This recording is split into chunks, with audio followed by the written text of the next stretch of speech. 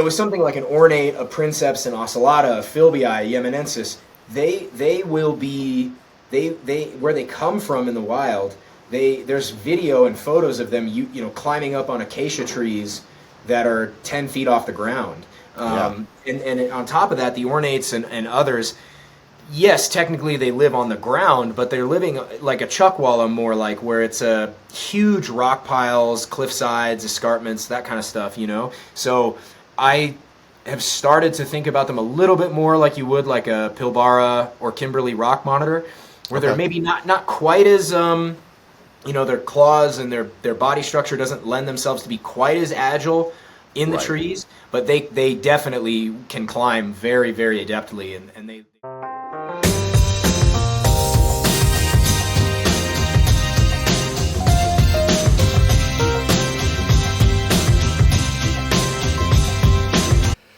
Hey, welcome back to another episode of the Gecko Cove Connection, typically the Gargoyle Gecko podcast, but it's a brand new year. 2024 has been absolutely amazing. It is New Year's Eve today, and we're going to start with a brand new species. So we've got Phil on, and he's going to talk to us about his Uromastyx. Welcome, Phil.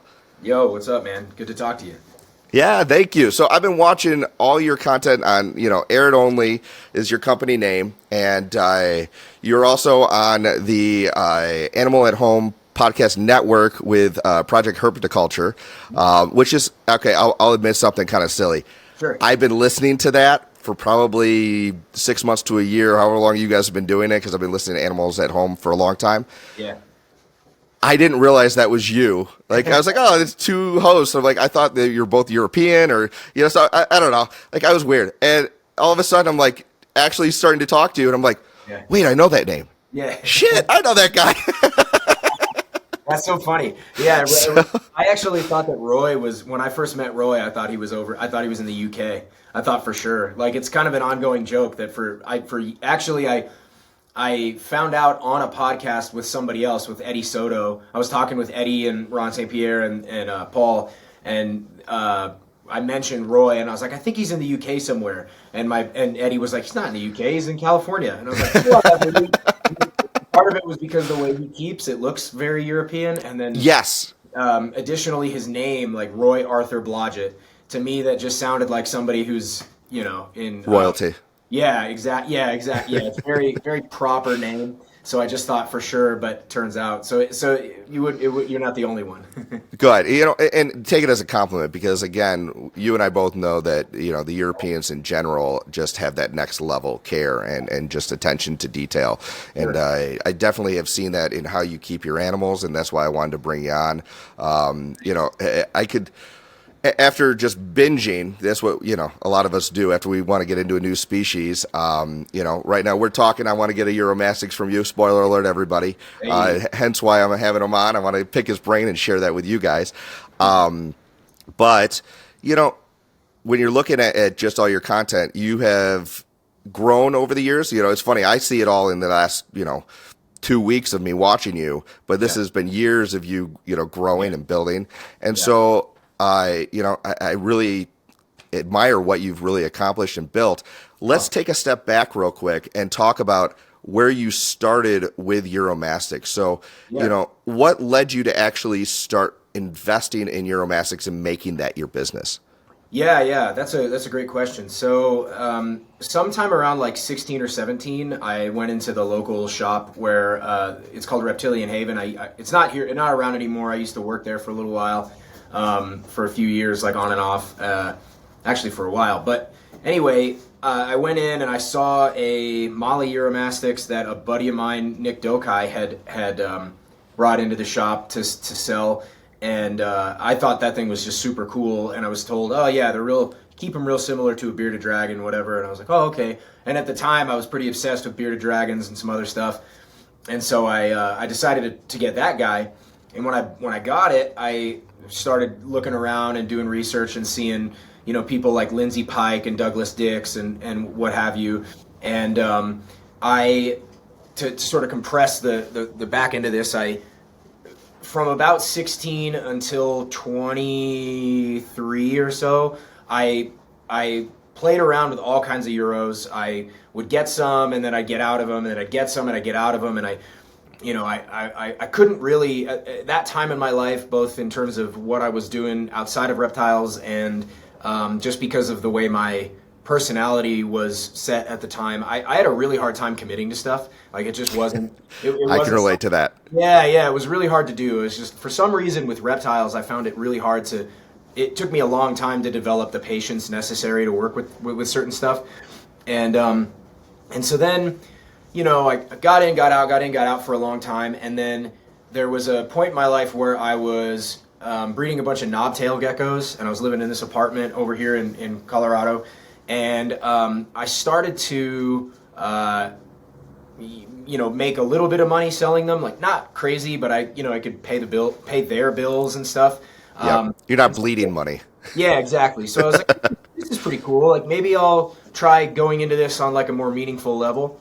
And so I ended up getting my first pair of like really committed Uromastyx was a pair of Uromastyx Thomasey. I still have the male. He's like sitting over here in an enclosure. Oh, He's nice. like 16 years old now. And I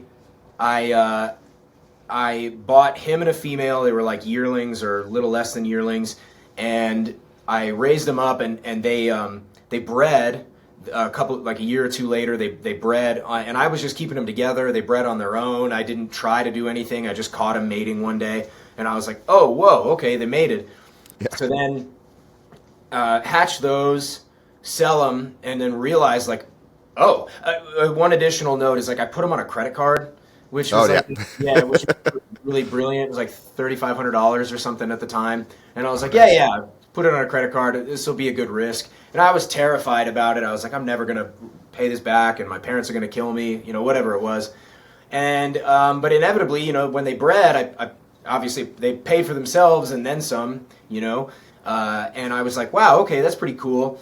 And then they bred the next year, and then they bred the next year. And as I got better at it, I was like, okay, well, if I can breed Thomasey, which at the time, I kind of conceived as like one of the hardest Euros to not just get your hands on, but maybe they'd be tricky to breed.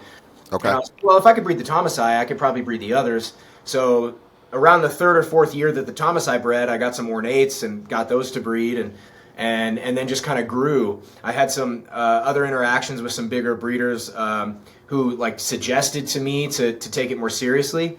And so I built out I ripped up the carpet. My family was really nice about this. My mom let me rip up the carpet in the basement and build it out and line it with a bunch of cages. And I just started buying up everything I could get my hands on in terms of Uromastyx.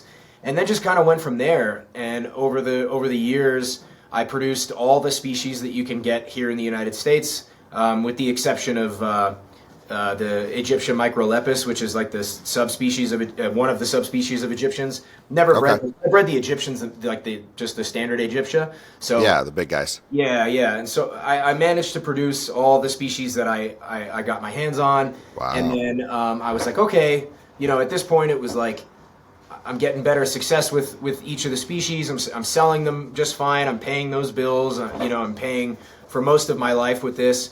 And so it kind of just grew organically and turned into this thing. And then in 2020, at the end of 2019, really, I had a disgruntled competitor back when I was working with collared lizards. This guy who, we didn't get along, because I exposed him lying to the hobby, and which was kind of stupid. Like, I should have just ignored it and walked away, but I decided to make a big deal out of it and post about it, which was kind of immature and short-sighted in retrospect. But we grow. Yeah, right. Yeah. But at any rate, in response, he called U.S. Fish and Wildlife or Colorado Parks and Wildlife, whatever, and was like, made like a report on me, saying that I was working with stuff that wasn't legal, which has never been the case. Right. Everything I do is above board. And agents showed up at my house, and they were like, hey, we heard you're doing this and this. And I'm like, you guys can come down and take a look, like I'm not, no. Yeah. Oh, we get it. It was just this thing. And so probably scary as hell anyway. It was really scary, but Yeah. it was a good impetus to, maybe try to change what I'm up to. And in fairness, like I was growing out of the basement, I was getting too many animals and keeping back too many babies. So I was like, man, I'm really running out of space. And I didn't want to continue to pressure my family to give me more space. And the reality is that the agents said to me something that I'm not sure if this is accurate or not, but they basically said you can't do this out of your house. And I'm not sure that's true, but whatever. And it scared the hell out of me because I was like, well, it's either not do this or do, Right. Where else am I going to go? Yeah, exactly. So I rented a space here not far from my home at the time. It's a 2,000 square foot warehouse where I moved everything in and didn't have any idea if it was going to work. And that was 4 years ago. So now Nice. I'm still doing it. It's still hard to do, don't get me wrong. Like the overhead and rent, power, all that stuff, it gets really, really pricey. But So much easier when the parents are paying for that. yeah, right. Well, in fairness, I was paying for like the power and the food and stuff. I just wasn't paying to the for the property. Yeah, no, yeah. Property. So, but anyway, I kind of, I did some rough calculations, and I was like, well, look, in a bad year, I could still probably pay, rent. I could still make, because I'm producing enough. Like the total number of animals I was producing was sufficient that even in an off year, I should in theory be able to pay the rent, even if things get kind of squirrely. So then I moved in here and it just grew and kind of expanded from there. And so that's kind of how I got where I am now. That's awesome. Yeah, no, and I don't know if a lot of people look at 2019, 2020, and as far as the housing market, right? That got a little bit hairy. We'll leave that one alone. But everybody I know that's in commercial real estate, that's tanked over the last few years. So hopefully that ended up helping you out a little bit too. So I don't know if Colorado's the best. No, I'll tell you, they didn't come to me and say we're lowering your rent. There negotiations after this. That's awesome. Well. Yeah, I mean, and a lot of people have the dream of doing what you're doing and working with animals on a regular basis, and it's cool to see the passion that you have for these animals. And when you mentioned that you started with a bearded dragon, I've had 3 different bearded dragons, from my youth until now, and they're fantastic pets. Yeah. And honestly, I sold off my bearded dragon, I sold off my collared lizards that I had prior to gargoyle geckos. Yeah. And around 2020, I started, jumping into gargoyles because I said, I actually want to go and have this pay for itself. I don't want to keep buying feeders and doing all these things and light bulbs and not having it, self, running because my wife is going to kill me. And so wanted to make her happy. So I sold those off, really heavily invested in this. And now I'm doing, relatively well with it where it's paying for itself. I've got a little extra money. And as much as I love these animals and they're fantastic in so many ways, go watch my other episodes if you want to know why. I wanted a diurnal animal. I wanted something out during the day. I wanted something that I could give my kids, a gargoyle gecko to handle. Yeah. But I wanted something that actually came up to the glass. So I was like, do I get another bearded dragon? Do I go back to collared lizards? Mm-hmm. But my wife got really used to not having a ton of feeders, right? And so there's not many animals that fit that bill where you're feeding, mostly herbivorous diet. Big. Yes, that don't get massive, right? And so Uromastyx really caught my eye. You also work with some other species too that kind of fit that bill, the chuckwallas. And then there's some that kind of run the line. In between the two of them. So, it's just a really cool species, and there's so many. So when you mentioned that you were working with all that you could get in the United States, how many different species were there? I think it's like 12 or 13. So it was like, let's see, Molly. So there's Maliensis, dispar, Flavofasciata, Princeps, Thomasey, Yemenensis, Aegyptia, I already said Princeps. Ocelata, J-Rye, Moroccans, Nigraventris. It's okay. I guarantee you, most people watching this, it's going to sound like a foreign language. Because the first time I watched you, on another podcast, you're going through all this, and I'm like trying to okay, how did he say that? I need to like maybe I'll Google search it kind of thing. Yeah. And so now that I've been in this researching this a little bit more, a lot of what you just said made sense to me. But Yeah. when I'm first looking into this species, because not a lot of people really know or understand Uromastyx, right? Like you said, even back when you first started, yeah, they're kind of like bearded dragons. They just don't eat insects, right? Yeah.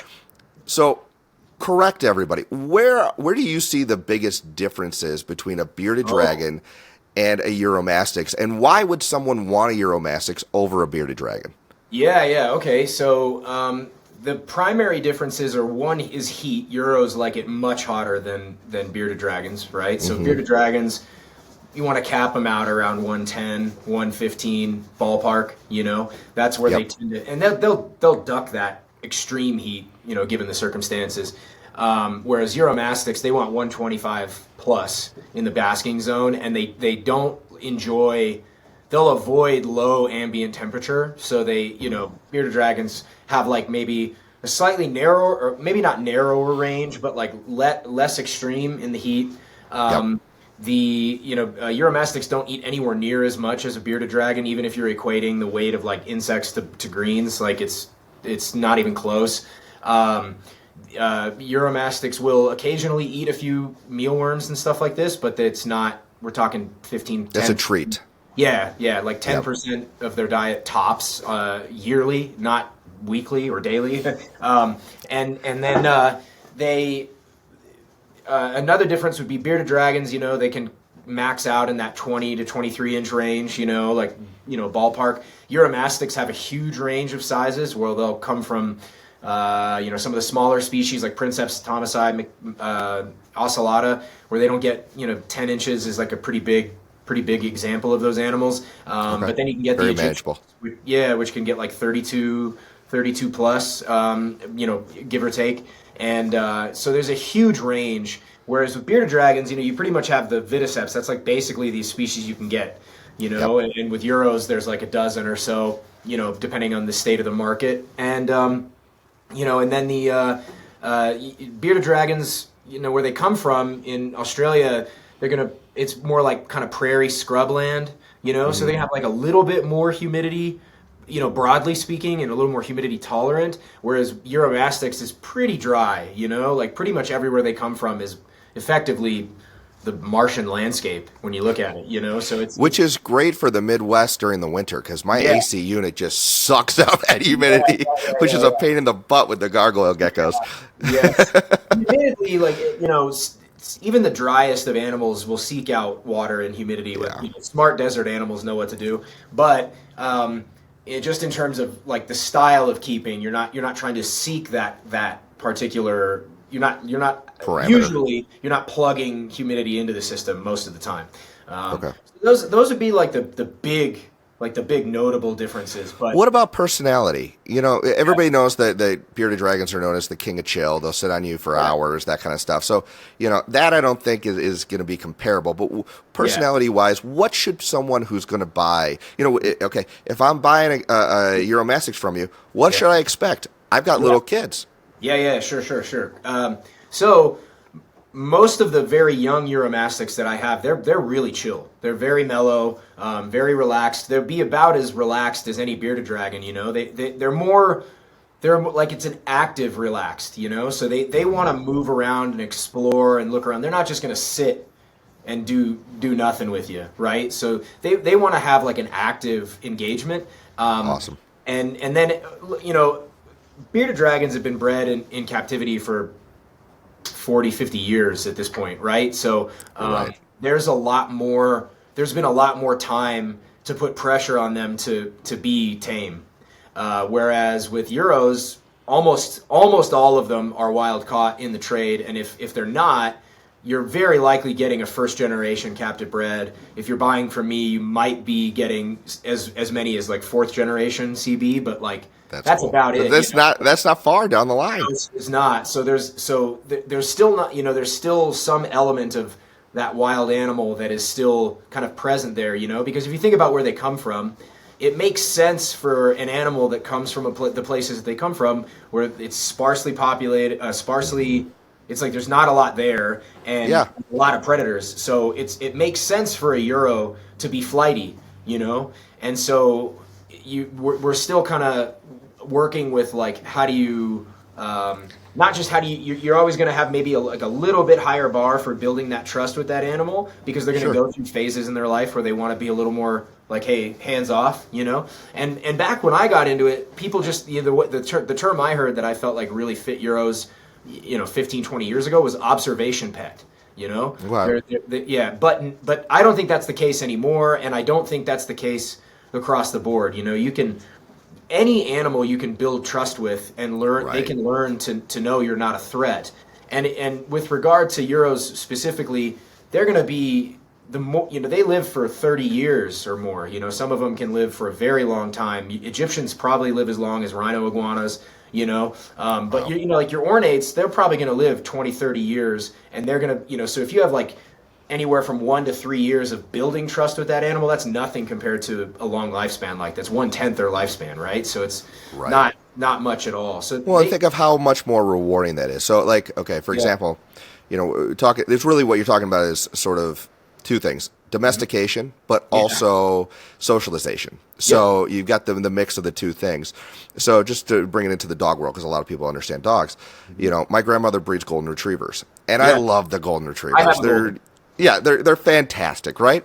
And when you buy a golden, what are you buying? You're buying a dog that was bred to be out of the box good in certain things, right? Yeah. And so, it loves everybody. When it meets a stranger, it's not a watchdog. It's not a guard dog, where, I don't have a guard dog, but I've got Australian Shepherds, right? And so why I chose Australian Shepherds, well, one, I love the blue merle look, I like color. But also, I wanted something different, a little bit more challenging because I used to be a dog trainer. And so that extra effort I had to put in year 1, 2, 3, where my, the Goldens would just be ready to go and just, not pissing off my wife. I was like, sweetheart, trust me, it'll be worth it. And it's so much more rewarding when all of a sudden you're like, I put in this effort. I went and worked with this animal for so long, right? To get it to this point, it's kind of special. Yeah, I agree, and it's also more sustainable. Somewhere where you've like really worked and built a lot of trust with a Uromastyx, for example, that's going to be a very sustainable development. Whereas like a lot of times, what I found is like you can go buy, let's say you go buy a bearded dragon from a pet shop.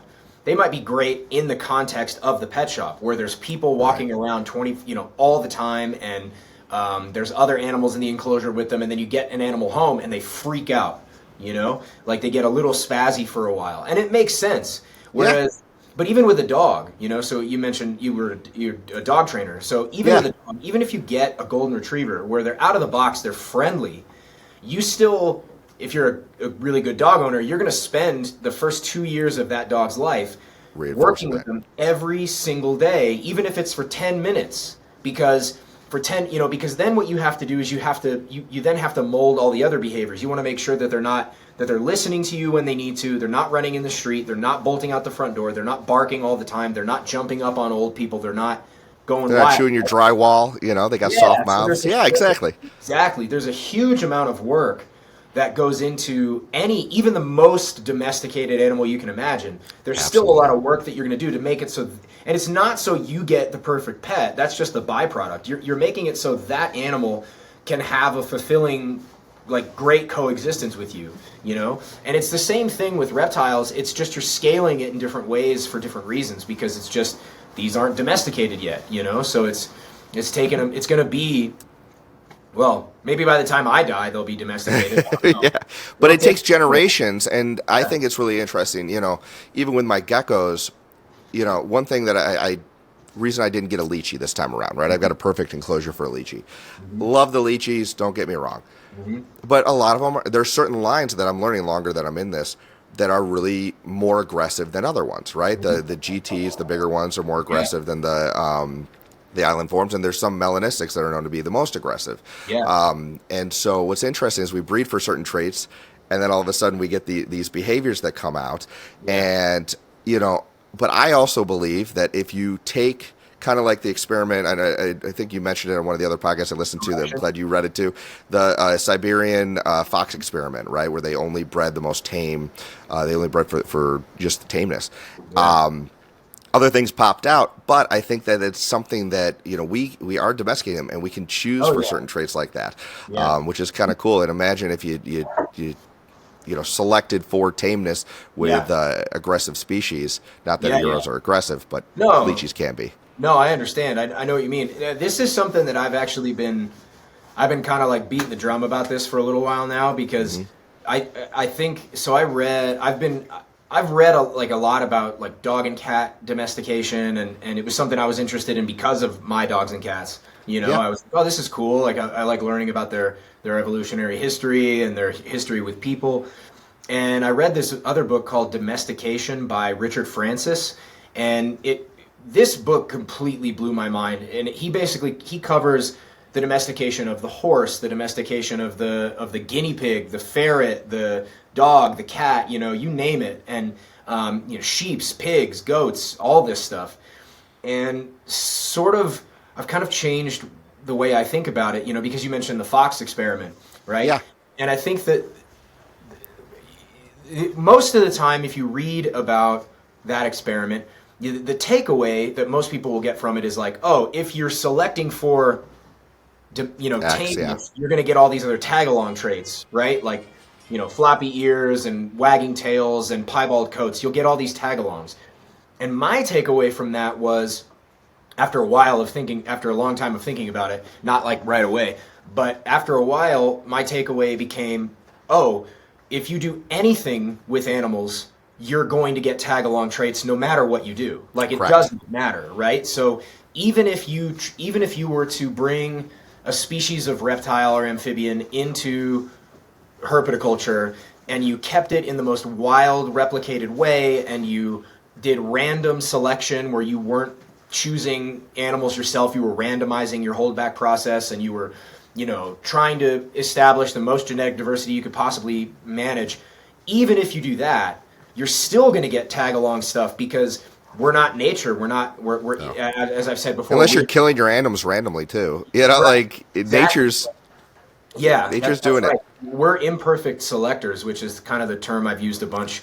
Absolutely. So it kind of really changed my view, because it was like, okay, if I acknowledge that going into the future, no matter what I do with these guys, I'm going to be affecting them in some way that I can't see for many generations. Well, maybe I need to be much more mindful about how I do it, and in ways where I'm like, how do I select for these things that I want to see, like certain personality types, maybe even certain looks? How do I balance that against selecting for the kind of stuff that maybe we haven't selected for in other animals, like longevity, good health, sort of those like welfare metrics, Right. Yeah. Because I don't think, even with even you can look at any of the animals that we work with, or that people have been like reptiles that people have been working with for a very, very long time. Whether it's a bearded dragon or a Pac-Man frog or a leopard gecko, a crested gecko, a corn snake, ball python, you name it. And the more you pay attention, the more impossible it becomes to ignore that they are domesticated animals. They are literally expressing the domestic phenotype. Like that is exactly what they are. And so, for better or for worse, right? Like we can argue about whether or not it's been a net gain for dogs or for horses or whatever it is. And I've tried to kind of rope this into something of a justification for what we do, because I feel like so many people it's like I can just do this because I can, it's my right, like don't tread on me, that kind of thing. And that's great too. I've got my libertarian leanings, right? But you own a business. Yeah, right. Exactly. But I think that like I want to have a more fleshed out rationale when people say like, why do you do this? And it's like, well, okay, this is really like nascent domestication. It's different. We're making a trade-off now. So it's like I'm making an exchange with these animals, right? So it's not just I don't like this, I'm bringing them into captivity. Like that's, if you said that about like anything else, you'd be like, it's kind of harsh, But it's like really what I say is I try to say I'm bringing them indoors, and I try to say I'm making a trade-off with these animals. So yeah, okay, they're exchanging some element of freedom for never having to worry about predators or mate choice or food or water ever again, or extreme temperatures, extreme weather. So like it's a trade-off, and it just so happens that the benefit that we're getting out of it is sort of like psychological. We're domestic, kind of been working with It's this symbiotic. It really is. I mean, Yeah. they're like you said, they're getting something. We're hopefully getting something, and if we do Yeah, it in a way that's mutually beneficial, Yeah. you can justify it. Yeah, and the kind of theory I've been working with lately is like the more we kind of isolate ourselves as humans from the natural world around us, that's probably why we're bringing it indoors with us, is because we need it. Like some of us really, really need it. Yes. And so it feels like a way of maintaining our connection with the world and whatnot. So I feel like it's a better. Yeah, you got me on the domestication thing. It's just that's what I've been No, thinking. no, no. I love it. I love it. Hey, it's a great topic because it is. Everybody. I've had this debate with other people about. I want to get into kind of how people should set up a Uromastyx, but Sure. The whole idea of replicating all of nature in a box Not gonna is happen. it's not going to happen exactly. But it's a great star to reach for. You're never going to reach that star because you can't recreate the world. You can put it back in the world, but you can't, there's so many micro habitats and little things here and there, and we can always try to make it, as great for them. But, okay, one thing that I always thought about when hearing about this is, okay, let's put you as a human being back in your natural habitat. Yeah, you're gonna die. These walls we are in are artificial. This Yeah. air conditioning I'm in is artificial, right? Yeah. Cold is good for me. Yeah. Do I want to walk out in the cold right now? No. It's these things you do. Like you said, there's trade-offs. I think that's a good way of looking at it. Yeah. And it's also like, of course, like the wild existence is always going to be sort of like your North Star. You know what I Right. mean? Like you're always going to be looking for that for guidance. And so when I look at, when I look at things like iNaturalist, or when I observe YouTube videos of people seeing these things in the wild, when I go see them in the wild one day, that's all just going to be more of like, okay, that's the goal. That's what I'm looking for. But that's also Right. what we're doing now. It's like, that's what we do with people. Like, you mentioned cold or weightlifting or choosing what you eat very particularly. What you're doing is you're trying to get more aligned with how you evolved to be in, like the human species evolved to be in the world in a specific way. So you're trying to get more aligned with that. But like, I mean, I don't know about you, but the research I've done with human beings, we all grew up right next to a donut tree. right, Lots of sugar and right there. Yeah, exactly. Yeah. And so, but it's also, but even mentioning like wild, right? So I this is another kind of drum I've been beating for a little while, which is like, what wild? Which one? Which one are you talking about? Because like even wild isn't super well defined when people talk about it. It's like, so I went to Costa Rica for my honeymoon, and in the hotel there were geckos living in the hotel on the walls and ceilings. It's like, but that's a wild gecko. You know? Like it's not contained by anything, right? But it's living in the human sphere. Okay, well, what about the spiny-tailed iguanas that were living on the lawn and eating the grass as opposed to eating all of their native plants? Well, okay, why is that? Like, is that not a wild animal? Yeah, that's a wild animal, okay? Or like wild type, Like I don't even the wild animals that have adapted to living, you're bringing up human settlements, right? So peregrine falcons have done so much better because of the pigeon population, and they have areas where they can perch and come down on them. You've got, raccoons are a great example of just, they thrive in rats humans. and mice.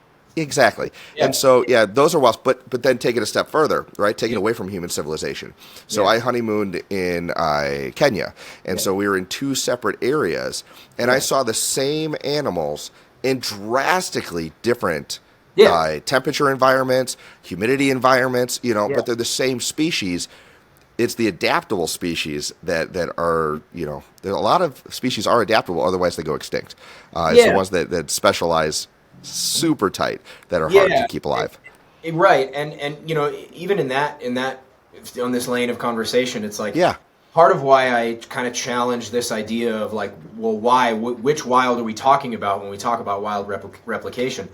Some of it's just to expand the concept of like how you can keep something, but some of it's also designed to be, I don't agree with the idea that something about people, like humans, is not part of the natural world. I don't split us, right? Like what we're doing is we are nature. We're following our own evolutionary track that, okay, yeah, it doesn't mean it's all good, right? We've got lots of problems that we have to figure out and whatever, but the reality is, like, we are natural things too. We are doing natural processes and engaging in the world in that way. And so I'm talking about the wild without human interference. Like, that's not a real thing. That doesn't exist. That's not real. Like, humans have been, even in just raw. Well, even the Amazon, right? There's more and more evidence, and again, I don't know the full validity of this, saying that there's evidence that a lot of the trees in the Amazon were actually planted by early civilizations. Right. So like that would be crazy. Think of how many species benefit from that. Right, but even if you go back as far as you can to, like, there was a point in human history where the population of humans was reduced drastically to like 5,000 people or something like this, right? Yeah. Even if you just take that, it doesn't mean that those people didn't have, even in just raw physical terms, the people at 5,000, a 5,000 population globally still had like an impact on the world. Yeah, not in terms of like carbon emissions and all that shit, but like still, this was a human effect was present, period, So it's like, yeah, maybe, I'm trying to replicate a wild that has the least amount of human impact as possible. Okay, fine. Very cool. Go for it. Do it. I love that too. I don't think there's anything wrong with it. I love pristine wilderness, right? But I just think that we have a lot to. You're going to learn a lot if you examine which wild you're talking about and why. Like you want to have I think you want to have like a really well designed or well understood concept of what you're trying to do. So that way you can have the why behind why you do it, right? You can't just say, well, I'm going to go with the wild. It's like, well, which one? It matters which one you're talking about, because you'd be hard pressed to convince me that those geckos that were living in the hotel or the Uromastyx that are living in building rubble somewhere in the Middle East, right? Like that's wild too, man. It's not, they're finding a way to they're using that habitat for a reason. Right. And if they can make it work, well, what can you gain from that? What can you learn from how an animal can overlap with us? I just think, I don't know, if nothing else, it's just really interesting. Be open-minded about it, because I think that a lot of people have their ideal in their head, right? Sure. Whether it be care, whether it be, but we're all trying to do the same thing. And I think your point is keep an open mind, because the two things we're trying to accomplish with these animals are overall health. Yeah. Right? We want them to be healthy, long-lived, but also we want them to be, this is part of health, enriched, right? Yeah, and why do we want them to go and replicate the wild? Why? Because it's more interactive than a sterile box, right? And so I think that's where this trend of naturalistic, bioactive, whatever you want to call it, if we're really looking at the brass tacks of what they're trying to get to is, can we enrich their lives where they're mentally, engaged in their environment? And I think that's a good goal, but it could be done in a lot of different ways. Yeah, absolutely. Couldn't agree more. Yeah. So, okay, I want to back up a second because I started a question, then we got down a rabbit hole, which I love. We talked about how many different species there are with Uromastyx that you started with. And it was actually kind of funny. So I watched your first Animals at Home podcast where you're talking about, here are 3 species that are underrated, and I looked up every one. And then the next episode I watched, which was I think like a year later, you're like, I pared down, and now I'm only working with X amount of species. And I'm like, what species did you pare down to, and why did you do that? Why aren't you working with all the species? Yeah. Okay, wonderful question. So I slimmed the total number of species, not the total number of animals. Actually, I have more animals now than I did, but just more. I only have, so I work with Ornata, J-Rye, Thomasey, and Yemenensis. That's it. Okay. Just those 4. And part of why I did this was when I took when I really started looking forward and taking like a much broader perspective, like a lifelong perspective on this pursuit, I kind of recognized that in order to do the things that I say I want to do, like establish Uromastyx in the United States and really do them the kind of justice that I think they deserve, the best way to do that was to focus on a smaller number of species. And partly this was related to, partly that's just a raw resource issue, you know? Mm-hmm. Like if I only have 2,000 square feet, I'm never going to establish Uromastyx princeps if I only have like 4 pairs. You know what I mean? Like it's just not enough. So in order to have a sufficient number of Ornata and Jayeri, which I'll get to in a second, I needed to make sure that I could have a lot of Ornata and Jayeri, both just from a production perspective, but also from like a genetic diversity perspective. You know, you need like a sufficient number of founding animals, in theory, for a proper colony, right? So there was a resource angle to that. The other angle was one that I took that was sort of like more of an ethical perspective. You know, like if I'm gonna say, you know, let's say I worked with every species of Uromastyx still that I could get here. That might be great and it'd be fun, but there are species that just don't have a fan base, if you will, to justify their production. So, absolutely. You take like Mali and Dispar, right? They're so close together. They almost, like for most people, you can't even tell them apart. Like they look like the same species, but they're different, right? So what's the utility in having 2 very, very similar species present in herpetoculture? Now, I don't mean it's not valuable. I definitely think it's valuable. But just in terms of like my time, my resources, what I want to put into it, it didn't make sense for me to have all these, so many species that were great to have for novelty, but weren't necessarily great for like the main thrust of my focus. So I just reduced the total number of species. And what I came to with the 4 that I landed on, the reason I stuck with those 4 is I think ornates and Saharan or Nigerian Uromastyx, I think those 2 species are the best candidates for herpetoculture going forward, whether that's related to their variability, their tolerance of beginner error, with ornates in particular, the real variety that you get out of the species. You can get 20 different looks from the same species, so that can satisfy a lot of like the color preferences that people might have. And size, you know, like I stopped working with Egyptians because I produced a lot of those, and it became really difficult for me to see so many of the ones that I produce just bounce from home to home because they outgrow people's preferences and whatever it is.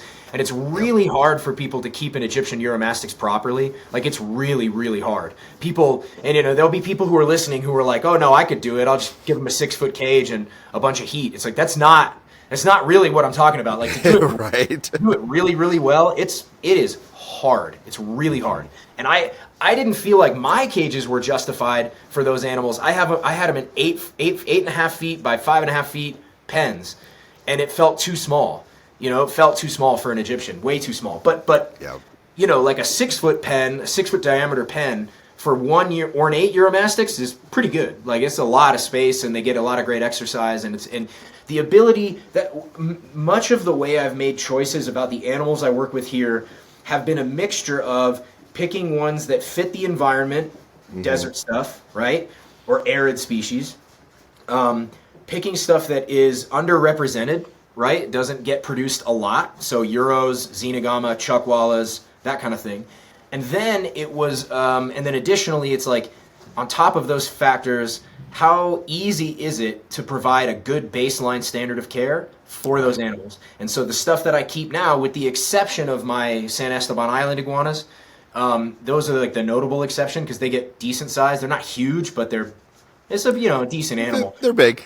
Yeah, they're not small, right? So with the exception of those, everything else was chosen based on the average person could give this animal a very high quality of life, you know? So it was a lot of different reasons that went into reducing the total number of species of Uromastyx that I keep. And again, it was just all those different factors that felt really important to me, you know? No, it sounds well thought out, and I really respect the decision, because if you look at, you know, the really popular and really successful animals in herpetoculture, right, Yeah. are, you know, your bearded dragons, your leopard geckos, your crested geckos, right? And if you look at what allowed them to be so successful, for good or bad, right? Yeah, yeah. It's a lot of what you just talked about. You know, Yeah. you can go and spoil a gargoyle or a crested gecko Yeah. and not break the bank, Yeah. right? You can Yeah. go and do a beautiful bioactive. Bearded dragons are you know, I feel like are accessible, right? Because they're Yeah, so they're on the upper popular end. and everything. But it's on that upper end of, you need a big size enclosure, you need to do Lot of things food. right. But also the personality, you know, outweighs that a little bit, you Yeah, know, yeah, for the right sure. people. Because most people just have one animal. Not everybody's nuts like us and has, you know, a house full of stuff. Yeah. Well, Though they are addictive. yeah, and so there, you know, there's another element too, which is like a lot of those other species that have hit like that sort of critical mass in herpetoculture. They also have other factors that play into that, right? Like they have low, fast maturity, fast maturation rate, so they mature pretty quickly, like within a year or two, right? But they also have high reproductive rate, so they produce a lot, you know. So you combine, you know, it's like people say, it's like, well, I never, you know, I'm working now with a handful of morphs of Uromastyx that I've been trying to generate. And people say, well, I never want to see a Uromastyx become a ball python. It's like they can't. Like they cannot become a bearded dragon or a ball. They are physically incapable of doing that, right? Because they take minimum of 3 years to reach maturity. They breed one time a year, with rare exception. They breed once a year. It's, you know, maximum of, you know, they're gonna lay 16 eggs on average per clutch. At the upper end, sometimes they'll lay a little more than 20, but that's really rare. So it's like, man, it's like they can't. There's a physiological barrier for them even reaching that point, right? So Yeah. I think that Which I think is the future of new species. Because why did I pick gargoyles over crested geckos? I think crested geckos are fantastic. I think so they have a cool. lot going for them, and there's Yeah. so many cool variations of them. So again, there's not a bash on crested geckos. No. But everybody knows they're the easiest ones to breed. They're You know, if you're putting one pair together, you know, you're looking at least 10 to 12 eggs, 13 eggs a year, right? Yeah. And then if you can put them in racks. So there's a lot of pros there. But like you said, that's a downside too, because if you look at the market now, it's crashing, a lot. They're being overproduced, and you know, there's cool morphs coming out, so there's some positive sides there too. Sure. But why I picked gargoyles is because they're not as readily, you know, producing eggs. Sometimes you get a clutch, you know, a year where you only get 4 babies. Sometimes you do get 10 if you get lucky. So I feel like it's that next level, and then you get to leeches and things like that have even less success rate and potential of them killing each other, and the value goes up even more. But I think it allows longevity in the animal's popularity, where you're not going to get that flash in the pan. Yeah. Yes, and it's important, I think, you know.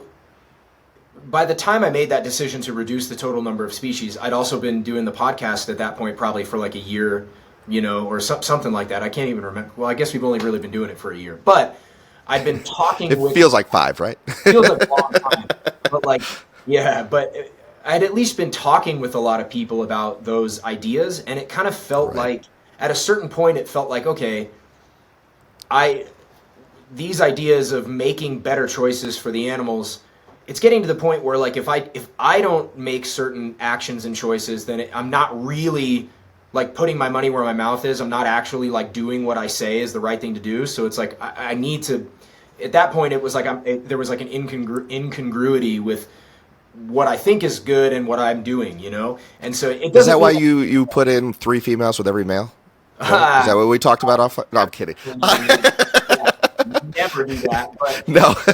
but really, like, but for real though, it's like I really felt a pressure internally to do to make these choices, because, you know, as hard as it was, like it, you know, because it feels now like princeps, they might just disappear here in the United States. And it's like, it's kind of a drag, you know? But it felt like, all right, that's okay, because, you know, there wasn't like a huge market for Uromastyx princeps in the first place, you know? It was like a small, Right. it was like 10 or 20 people a year who wanted one or two. And it's like, that's great, and technically I could have kept that going for a long time, but it just butted up against my other goals, you know? So I feel like the longer you're in this, the more your hand kind of gets forced in certain directions to do Absolutely. certain things, you know? So it really felt like the right thing. And even now, I mean, there are times where, like right now, maybe it feels like the wrong thing sometimes, because I'll get people who message me and say, hey, I'm looking for princeps nigroventris ocelata philbii, and I'm like, I don't have those. Like, you got the wrong guy. Now I got people now, and it doesn't mean, also just for the sake of clarity, Sure. I'm not saying that other people shouldn't work with them. Go for it, you know? Like, I think it's not your mission. No, yeah, I think there's a diversity in herpetoculture is really, really important and necessary, and we should pay attention to that.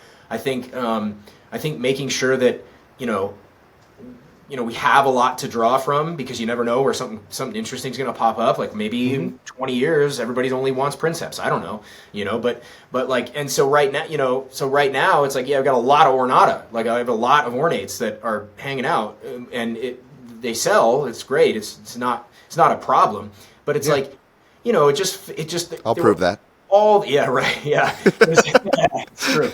There are all these. It was just such a long list of reasons that were driving me that way, and I remember talking out a couple of these thoughts with, you know, maybe a couple of other breeders who I really respect, and they were like, "No, I think that's a good idea. It seems like the right thing to do. You know, like why don't we go for it?" I'm like, "All right, forget it. I'm doing it." You know. Well, okay. I mean, I'm like I said, I'm already kind of sold on the ornates, right?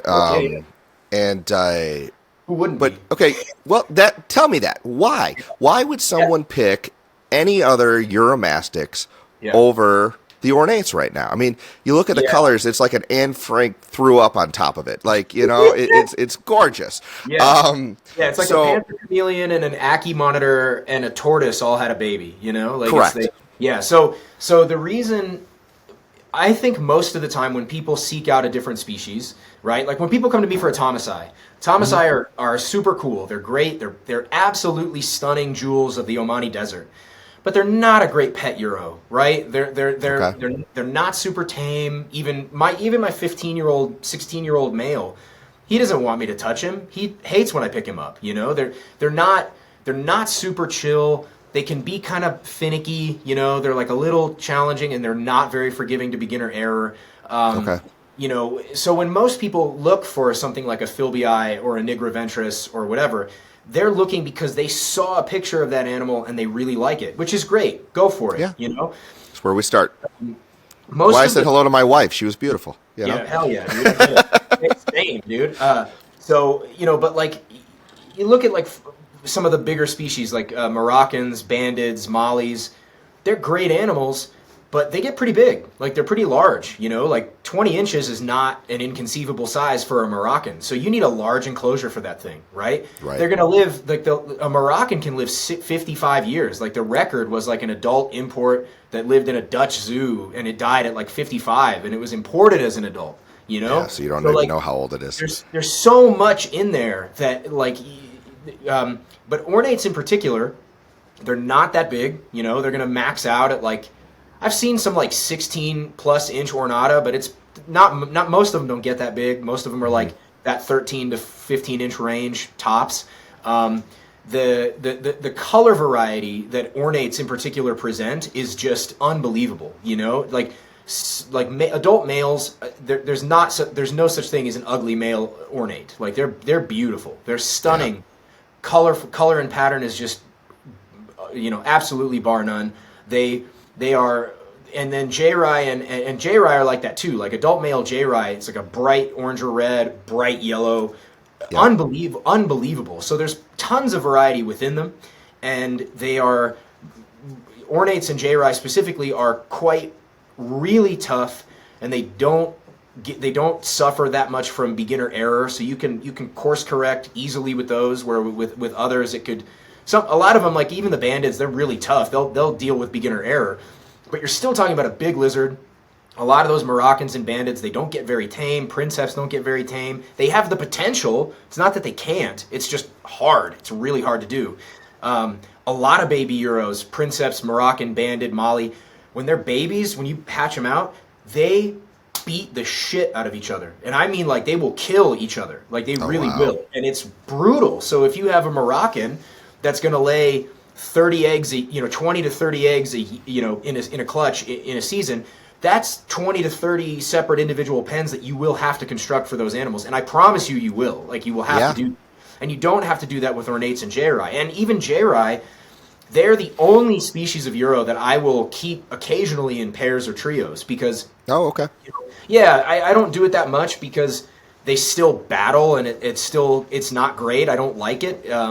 I get like I don't know if this is like a spectrumy thing for me or something like that, but I hate it. Like when I hear them fighting or I hear them scurrying, from each other in their enclosure, it stresses me out. Yeah. So I don't like that, but J-Rai can tolerate one another a little bit longer than some of the other species will, and so there's all these reasons why those two just stood out as like the clear winners for the pet trade, and then additionally, those two species now also are going to have mutations present in them. Like both of them.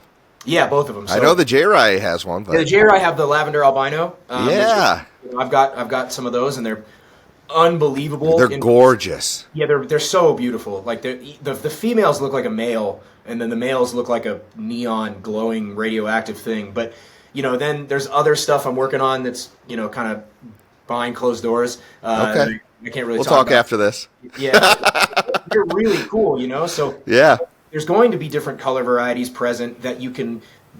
So even if you have a species like J-Rai's, one downside from my perspective would be that there's just two color forms. You have the orange and the yellow, right? But as soon as you introduce a different look in there, now you're adding artificial variety to that, right? Right. So given their other qualities, as soon as you plug in a little more variety, who cares? You can get they're going to blow up, yeah. Like a Moroccan, you can get the same kind of thing. Like they're really gorgeous, and without some of the what I perceive as like negative baggage that can come along with some of those other species. So that's why there's a long list of reasons why I kind of slimmed down and made some other choices, No, I love it. Yeah, it's cool too to see, that there are varieties, with the ornates, especially, you've got your green form, your blue form, your bicolors. What else is there? Just the spectrum of it? Oh my God, yeah. So you've got like three different dominant blue forms, right? So you got ones that are like, different, okay. Yeah, you got like a cobalt blue, you got a sky blue, and you have an aqua blue. So all three of those, that's just of blue. Then you have all the bicolor combinations of those three kinds of blue mixed with the different colors of green, where you can get like a pine green and an emerald green. Mix that in there. Then you also have all the secondary and tertiary colors, right? So some ornates have like a salmon pink or orange. Some of them have yellow. Some of them have both, right? So then you have some that have like almost a purple, like almost a purple coloration. Then you have the black banding. Then you have whether or not it's banded or dotted on the ornates, and then the combos of those two. So there's so much inside of that it's like I could put 50 different ornates in a photo lineup, and every one looks different. And so to me, they resemble something like a koi or a bonsai tree, because you may not know what they look like when they're babies. You're not going to know exactly what they look like as an adult, but when they're an adult, they're going to be beautiful no matter what you do, Yeah. And just a quick side note on that too. Oh, sure. We have the Xenogama Taylori. Those are something that I've been trying to tell people for a few years now. Like, these are really cool animals because they're tiny. They're this big. Yeah. But they're built like a bulldog. A Phrynosoma, like a horny toad. Yeah, exactly. Like a bulldog. So my oldest male is like 10 or 12. He's got to be, because I got him as an adult, and I've had him for 8 years, So they can live for a little while. That cobalt blue that the males get when they're trying to breed is like unbelievable. Gorgeous. And then you've got a lot of phenotypic variety inside of Xenogama, and the small part is the thing that's really great. But additionally, they don't eat a ton.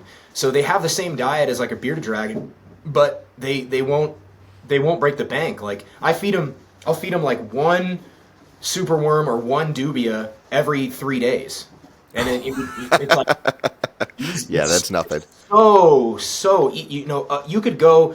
Someone could take their kid into a pet shop and get a Xenogama and have a great pet for 15 years and have the easiest time. Like, you keep them in a 20-gallon enclosure. Like, it doesn't get easier than that. So now, just imagine if you plug in one that you select to get a really red one, or you get a genetic mutant of some kind, like a hypo or an albino or a melanistic or something. Plug that in there, and you've got like a really great, like a wonderful, and they got the weirdest little tails. I mean, they're just awesome, So they're cute, I mean, if they had a little bit more of a big eye, like some of the knobtails, I think they'd really blow up. But like you said, some of the reds, I would love to see the potential, because there's not a lot of information. You're one of the only people, when I was trying to research these things, that had any information whatsoever. Yeah. But they sound really cool. Like you said, they don't need as much space. And in today's world, where we want to give them more, we want to give them the biggest space possible. It's not hard. You can pick up an enclosure like this, right, which is it's a 36 by 18 by 18. Perfect. That would be great for those, right? Yeah. But that on sale, right now in Christmas time, $120, plus the lights. I mean, you could really deck that thing out and not break the bank. And how handleable are they? Oh, that's the other question. I'll show you one. Hang on, let me. Yeah. Because they're great. I love the passion, man. Yeah. Look at that thing. Cool. Look at that goofy little tail. They're not super flighty. No. Are they flighty in the enclosure? They can be. Okay. Yeah. Yeah, they can take You're off a giant. sometimes, but they're not. This one's, on the flightier end, and it's still pretty mellow. It's just hanging out on my keyboard, So it's like that's a rad lizard, man. That is, I mean, and that's where, I'll be honest with you. We had talked about a few different species prior to this, and I'm so torn, because you work with such unique animals, and they all have their pros and cons. Sure. And, I might end up getting more than one species, because that just sounds so cool, because, again, it's a great size package. It's not intimidating. Yep. And if they've got personality while they're in the enclosure and you can hold them, I mean, a lot of people I talk to, it's a win-win. Yeah, it's a winning combo. And I really think, I truly believe that, like, almost any species of reptile has potential like that. You just have to. Sometimes it just takes the right person to show what they're capable of being, So like there's a gal I follow on Instagram. I really feel bad. I'm forgetting her name. So forgive me. All the time. Yeah, mysterious person. He breeds the fire skinks, Oh yeah, those are getting popular. Dude, fire skinks have been around in the pet trade for who knows how long, and it took, like, I don't know if she was the first person to do it or not, but she's got a couple of mutations of them, and she shows them off and how handleable they are. They're small. They reproduce relatively easily, So it's like, that's a perfect animal, So it just takes. It really just takes. Sometimes it just takes showing that animal in the right conditions and the right light, setting that example and saying, "Dude, look at how great these are," And if you and taking it a step away from the wild caught ones, because how many were flooded in and still are? I mean, you could pick up a fire skink at a table for $20. Yeah, $10. Just buy them a cup of coffee, they'll probably give it to you, which is sad, because they're awesome and gorgeous animals. But people kind of see them as unfortunately throwaway pets. And when they're coming from the wild, they're like we talked about earlier, they can be way more skittish. They can take longer to adapt into their new environment. Whereas you take and breed them now, and you're buying a good quality, captive bred baby. It's a different ball game. Totally different ball game, and it's such a underutilized methodology.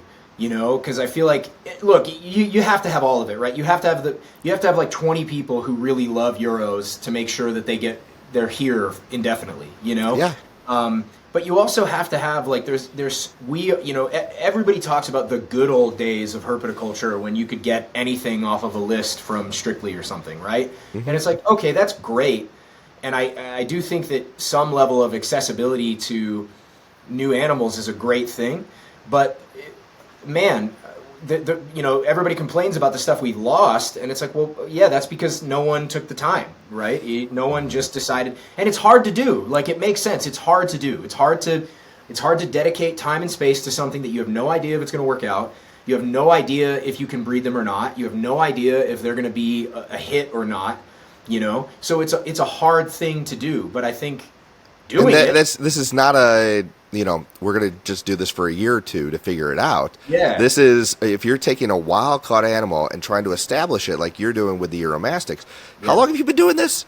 Like, I've been breeding them for like 15 years. Right. I mean, you're talking decades, and you're not done. You're not, you've got stuff going to come out in the next few years. I can only guess that are, going to put them even more on the map. But it takes time. And that's a big part of your life. I mean, it's not like you're 60, 70 years old and only been doing this for 10 years. Yeah.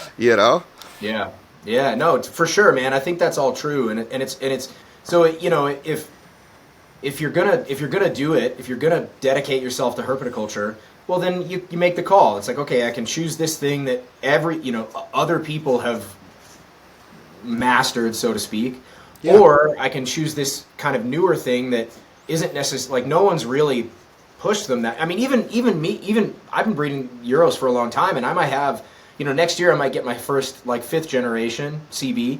But, like, I still have a bunch of my breeders from 15 years ago that are still breeding and still kicking around that are wild. They were wild caught, and it's like they're still here doing their thing. It's people will say, oh, do you think what you're seeing in some of these is like a result of so many generations of captive breeding? It's like, no, because most, a pretty big, at least 50% or more of the Euros that I produce every year are first generation captive bred from wild parents, so it's like, it's a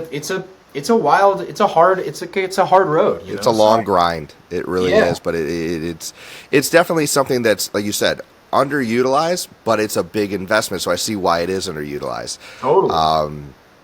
No, that it's awesome. The Xenogama were one of my things I was looking at. I think that they're definitely something I want to learn more about, and maybe I'll have you back on just to talk about Xenogama, period. Sure. And maybe I'll have you back on to talk about the Chuck Wallace, because I think Chuck Wallace, the more I went down that rabbit hole, I was like, these are cool. Because, okay, now here's my one critique on Chuck Wallace. I'll be honest with you. They're U.S. natives? No, not even that. I think that's cool, actually. Because we go around the world, and sometimes the stuff in our backyard is just as cool. People don't realize. True. But what I don't like about them is again, it's the looks of certain things. I'm not drawn to, the striking, like, the back's one color, the tail's one color, the head's one color. Like, I like a little bit more either uniformity. Right. Like, I loved I think I asked you about them, and you're not breeding them, but going back to, like, nobody's breeding them anymore. The Angel Island ones are gorgeous to me. Now, they're all basically black and gray, but to me, they look like a dragon. Yeah, Yeah, for sure. I mean, again, it's everyone's going to have their preference for what they're looking for, for sure. And that's great. It's why we can have so much different cool stuff. But it's like Chuck Wallas were such an easy choice for me. Number one, because I go herping in the American Southwest all the time, but also because they're basically American Uromastyx in a lot of ways. The habitat is almost identical, and so, and I've always loved them. They're really, really cool. Now, maybe, if I had to put a downside on it, Chucks are not they won't always be great pets, because their whole thing is to dive for crevices. That's what they do, So even babies that are captive bred, they'll be a little spicy, but there are plenty of tame ones out there. I've seen lots of tame ones. They can be super cool, and I'm sure with a little bit of time, few generations of selecting for tameness, I'm sure they'll be just as mellow. But they are also a really incredible, beautiful reptile that we have here in the U.S., and they're right in the backyard. So you're kind of limited to where you can't sell to the states where they're native, right? Yeah. But you can, they've got lots of other places to go, and they're non-CITES. You can sell them to me, yeah. Your granites are gorgeous. I mean, one thing I like, and I love my blotches right here with the gargoyles, and one thing I love about them is they're all different, right? Yeah. Where that blotching comes in, and tell me if I'm wrong, but the granites are similar. They don't all come out the exact same way. That's right. Yeah. They are. Each one is unique for their own, based on their own pattern. It's like a fingerprint, And personally, I think the granites are cooler. People like the redback chucks because everybody likes red. Everybody likes bright colors, which is like, okay, fine, that's cool. But the granites, for my money, that's the coolest chuck out there. I'm with you. Beautiful black and white, and they can be so. I have some really cool ones. Like I got one of my oldest adult female is like. She's actually really mellow. Like she was wild caught, Okay. And she is so chill. From the day she got here, she's been so trusting and so relaxed. Her daughters are not, but like she's Fair enough. so friendly, and they're beautiful, elegant, regal lizards. Also, mostly herbivorous, so they're a great choice. You can go if you take a desert reptile. You can go away on a week, 2-week holiday. Your lights on timers. You just throw a head of lettuce in there for the duration of your time being gone. They will be fine. They don't need anything. They're very hardy. I mean, it's like perfect for. Well, okay, let's talk about that because with the Uromastyx and most of these species they are herbivorous. What I've listened to some of your care guides, but like for someone who's just looking into this. Yeah. What are you feeding them? Like, are you going to the grocery store and just getting heads of romaine, or what are you doing? Pretty much, yeah. So, like, basically any of I use the tortoisetable.org.uk, right? Yeah. I love that as just a baseline for, because if it's good for a tortoise, it's probably going to be good for a Euro, roughly speaking. There's some variety in there, and, like, sometimes I'll feed stuff that the tortoise table says don't feed. I'll still feed it anyway. But that's and a pretty desert much, tortoise. Yeah, that's pretty much what I'll do. I'll go to the grocery store and I'll pick up turnip greens, endive, romaine, collard greens, bok choy, cilantro, dill, escarole. What's the other one? They'll eat a lot of herbs and stuff. They'll eat like rosemary. Okay. There's a huge variety of stuff you can feed them, but it's pretty much all plants. Mm-hmm. You can give them cut up carrots and butternut squash and zucchini squash and flowers. And in the warm season, when all the dandelions here in Colorado start going nuts. There's a few weeks of the year where all the animals here get nothing but dandelion. It's like the only thing, the flowers. I'll just go pick them by the thousand. Will they eat the leaves too? Oh yeah, dandelion greens is like one of their favorite things. But I pretty much just feed them that, and then I will pepper in, the occasional red lentil, the occasional like dry foods, like whether it's Missouri or Arcadia or Repcal, you name it, any of those like sort of dry processed iguana or tortoise foods, I'll feed those occasionally. I try not to do a lot of seeds, but the guy who helps me out here at the shop sometimes, Brendan, he kind of outed me on a podcast where he was like, Phil feeds seeds to everything, and it's like technically that's true. I will offer seeds to the Xenogama will eat finch seeds, the San Esteban Island iguanas will eat finch seeds, but I just don't feed it a lot. We're talking during the warm season and very minimally, like a little bit every couple of weeks, that kind of thing. I keep it very, very sparse. And then in terms of the greens and all the fresh produce, I keep it really minimal. So even though I give them a big variety, I don't give them a lot of food. So, even in the peak season here, I can get like 4 or 5 heads of greens, and that will feed the whole shop. Because I only I'm not giving them a pile of food. I'm giving them small amounts of food, And that's good to know, because that's the one hard thing that I'm finding, even just like, a new keeper, I went out to the store, I picked up 3 heads of different, things and a bag of collard greens, and it's going to go bad before I feed this off to this little baby. Which is why most of the time, even here, even at the scale I'm doing it, I usually just get one thing.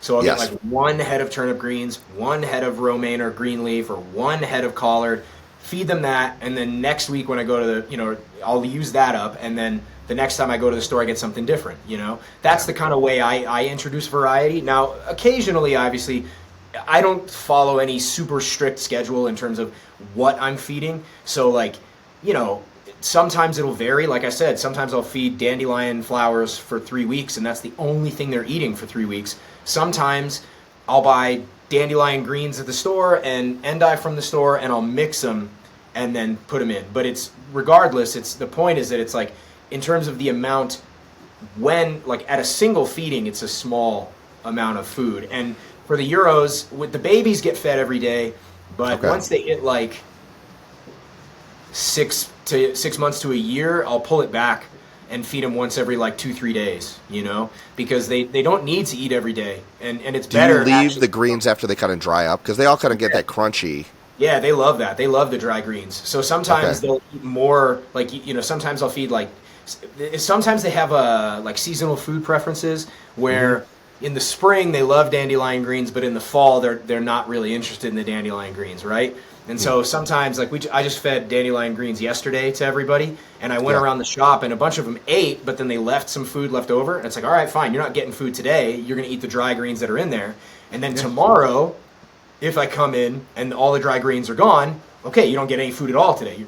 You're going to fast today, and then I'll feed you the next day, you know? So it can be, you can change it up really, really easily. You know, that's so cool. And then I remember you saying something about like Timothy hay. You know, I know that's big with tortoises. The same thing. And just do you keep that in there all the time, or is that just a snack? I go through phases with that. Sometimes I'll take big handfuls of hay and just drop it in one part of the cage. And you know, for some of the smaller animals, they'll like burrow in it and you know, kind of use it as like an object in the cage.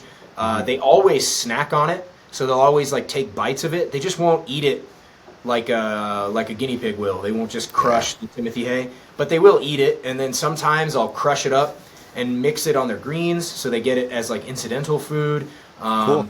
They love that, you know. And when I had the Egyptians, they ate more hay than some of the others. But the chuckwallas too. The chucks they'll eat hay or the Arcadia optimized 52, like the cubes of grass, basically. Yeah. I'll crumble that up for the chucks and for the Euros, and they eat that out of the bowls. They'll snack on that all day long. So like there'll be times where I'll just for 3 straight days all they get is dry grass, and then they'll get a produce plate, and then for another couple of days then they'll get like a small amount of red lentils, and so they might only get like a plate of wet greens like once a week.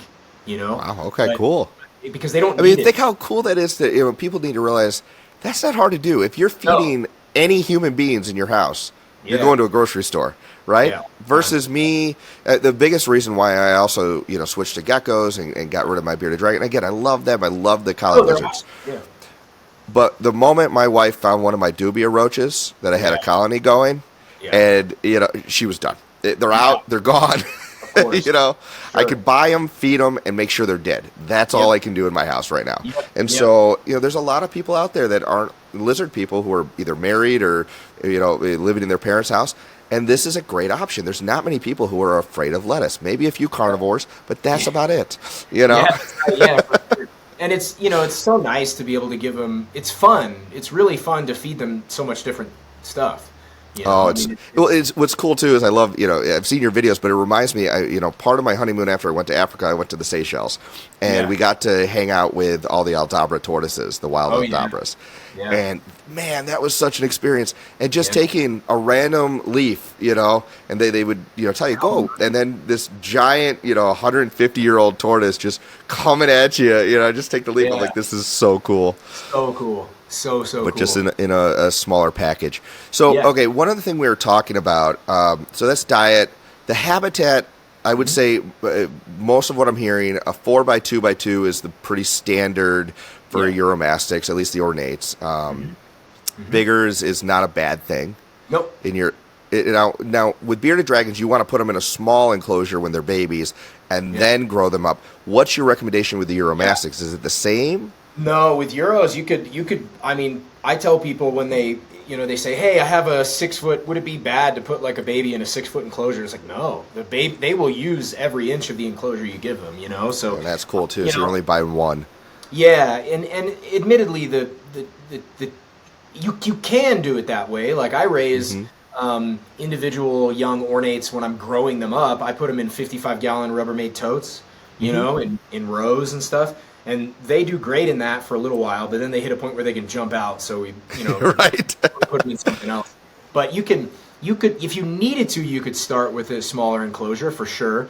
But if the only thing you have is something larger, the baby, they'll love it. They love that, So well, I think it's a pro because, that was one thing that I always kind of, I had, when I got my second bearded dragon, right? I had already gotten rid of the 20-gallon tank. Yeah.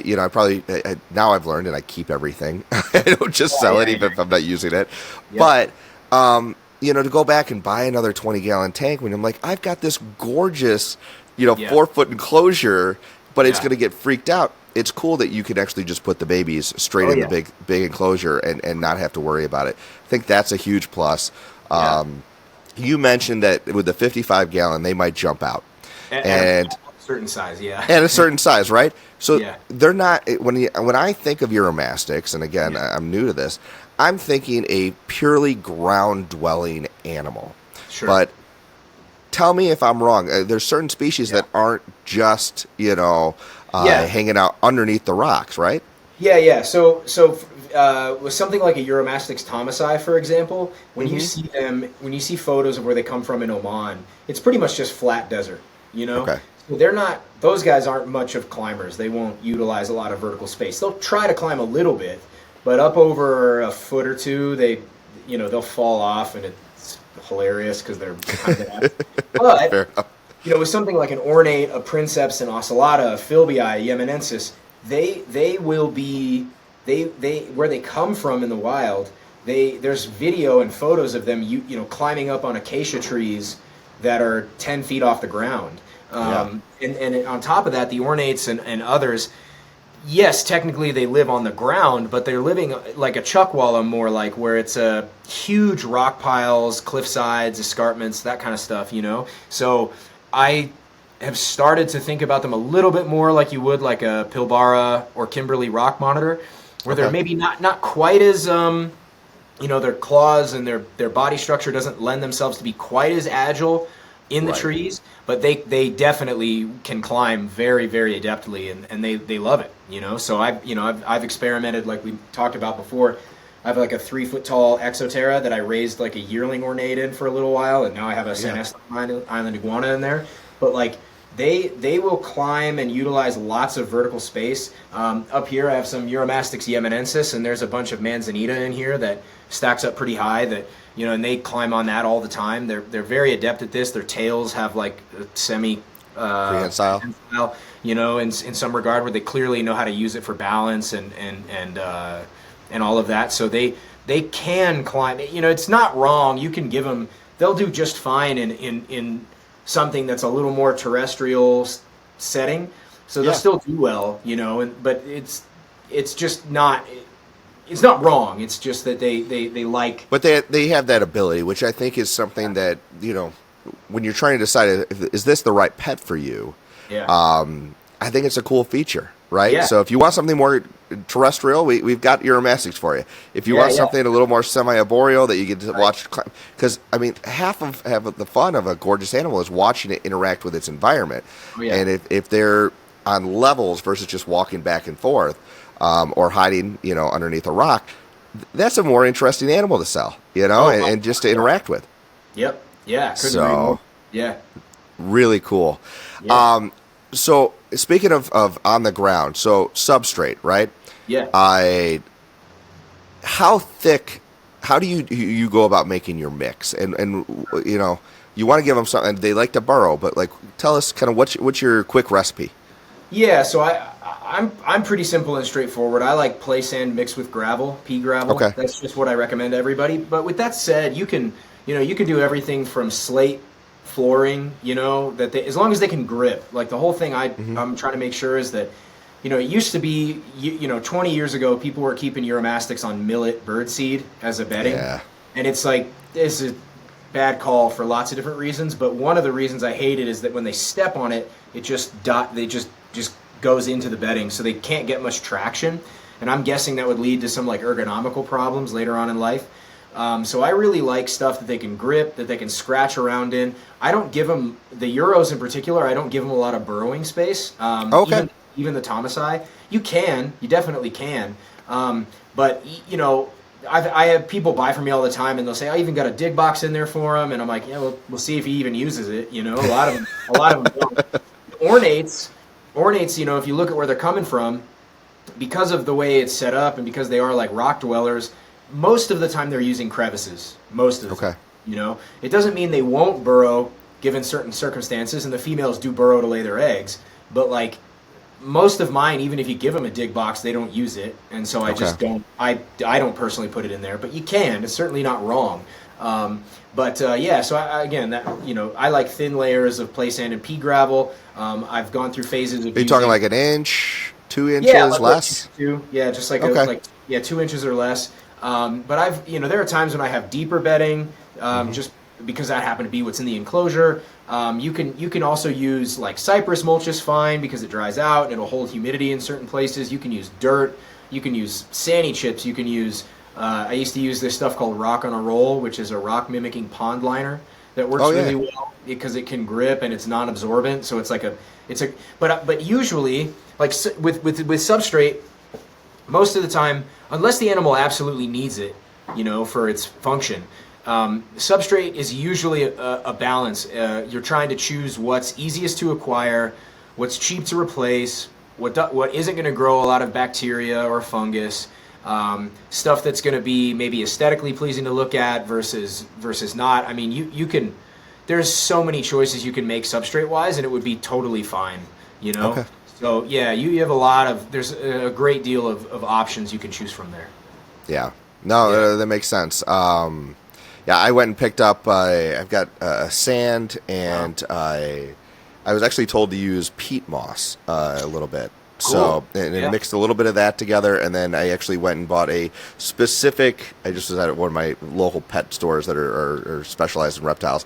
Yeah. They had like this pre-done desert stone mix. It's gorgeous. Oh, way too expensive. This is like a local. No, it's not like even a big brand name. It's literally like this brown bag, this like person mixed up together. It probably cost them $2. Sold it to me for $20, but I don't care. You know, because all the sand I find around here is white sand. Yep. And it just, I want it to be brown. I don't know why. I want it to be brown.